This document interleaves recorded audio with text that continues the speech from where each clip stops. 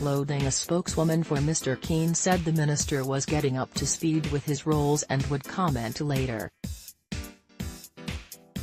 The minister, who on Friday told staff he was determined to take decisive and responsible action on climate change, can pick up a lot unfinished work on that subject. For instance, the draft Climate Change Fund Strategic Plan 2017-2022 was published in November 2016 for consultation soon after the government set a goal for the state to reach carbon neutrality by 2050.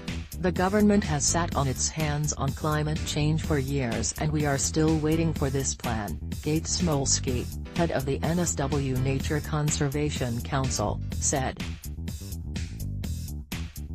Likewise, the NSW Climate Change Policy Framework, released on October 1, 2016 promised a climate change adaptation action plan would be developed by the following year but has not been cited.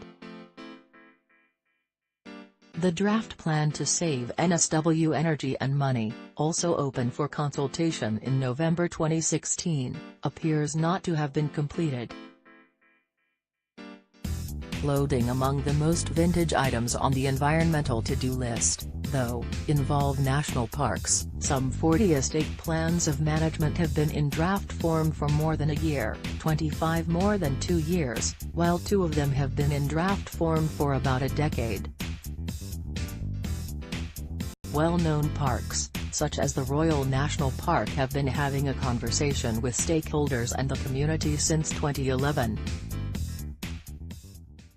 Comments on 6 related discussion papers closed back in August 2017. For the Ku-ring-gai Chase National Park, consultation began in 2002 and a new plan is apparently needed. On the mid-north coast, the Regional Conservation Plan has been in draft since 2011, the year the coalition took office.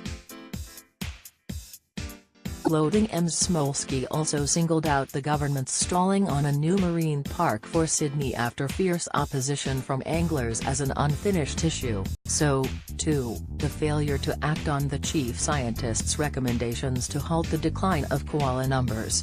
One of the government's signature reforms, kicked off when Rob Stokes was Environment Minister, was to rewrite laws regulating deforestation and land clearing, she said.